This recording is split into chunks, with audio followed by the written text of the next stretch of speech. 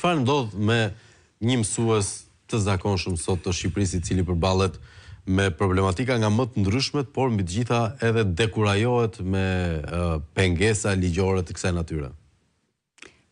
Një numër, le të themi, i konsiderueshëm mësuesish kanë aftësinë për të përballur, din të protestojnë, din të kërkojnë të drejtën, po ka midis nesh edhe persona që varen nga ai vendi punës, nga ajo paga me të cilën mbajmë familjen, dhe jemi përballë një situate në fakt edhe në nështrimit të frikës, në nështrimit, pasigurisë, po ndoshta do zgjedhin dhe tikjen, domethënë ne jemi në një situatë të vështirë. Sinqerisht jemi në një situatë të vështirë.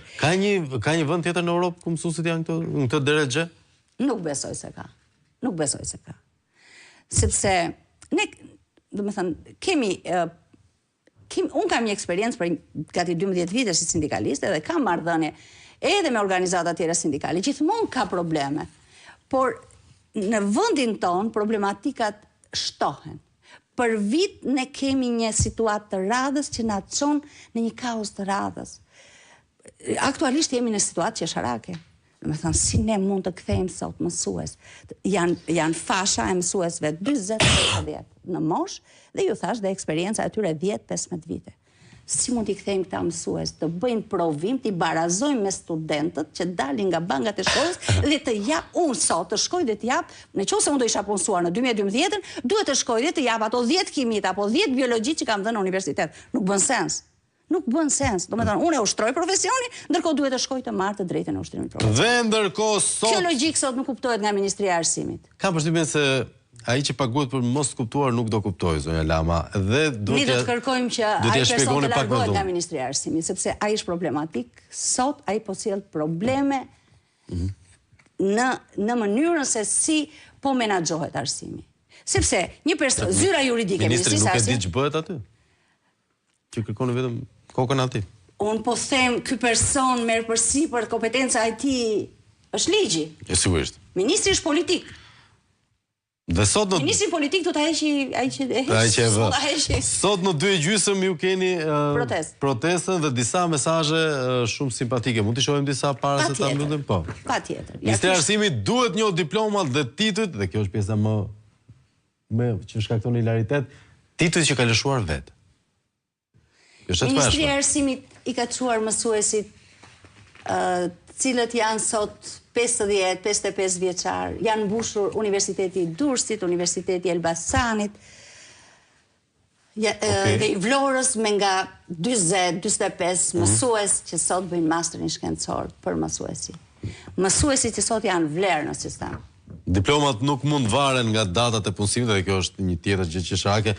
Ne e lam që nuk do bënim humor, po nuk është shumë e lehtë të ruash seriozitetin me këto gjëra që bën Ministri i Arsimit, zonja Lama, dhe sigurisht e mirë kuptoj edhe revoltën tuaj. Përsëri duhet të shkojmë në gjykatën kushtetuese, sepse ligji që në fakt presim të botohet në fletoren zyrtare ka diskriminim. Mësues të punësuar para 2017 dhe pas. Ai para do ta fitojë të drejtën e pagës grupe 120, ai pas jo. Me këtu ka çuditëra. Këtu ka paqartësi.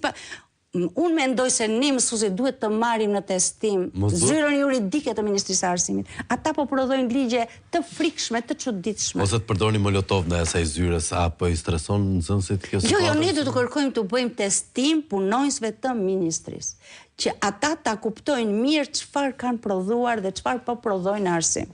Edhe kjo do të jetë një nga mesazhet e ditës së sotme, urdhra antikushtetuese. Është tmerrshme kjo. Largoni militantët dhe të paaftët nga drejtimet e vendimarrja, kjo vlen jo vetëm për Ministrinë e Arsimit. Të zbatojnë fushat e kompetencës, të punësohen njerëz që zotrojnë aftësi për menaxheriale dhe njohin arsimin. Për ne kjo është kthyer në problem tashmë. Ky është problem kombëtar dhe unë shpresoj shumë që nga dita e sotme nga mësuesit të nisë në fakt me këto mesazhe edhe një lëvizje pak më gjerë se aq në të gjitha dikasteret, në të gjitha ministrit. Ne kemi ftuar të gjithë qytetarët, të cilët i duan mësuesit, që besojnë tek puna e mësuesve, të jenë me ne sot. Në 2:30 te Ministria e Arsimit.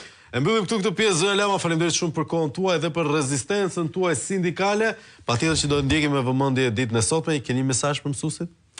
I ftoj mësuesit janë të gjithë me ne sot në orën 2:30 për të treguar seriozitetin ton dhe për aq kohë sa ne nuk jemi dëgjuar dhe kthim përgjigje që kanë ardhur me firmën e sekretarit të përgjithshëm janë qesharake dhe tallse, ne të jemi aty duke pritur se ndoshta pas orës 10 do të ketë një reagim, po edhe duke patjetër ne jemi gati të negociojmë.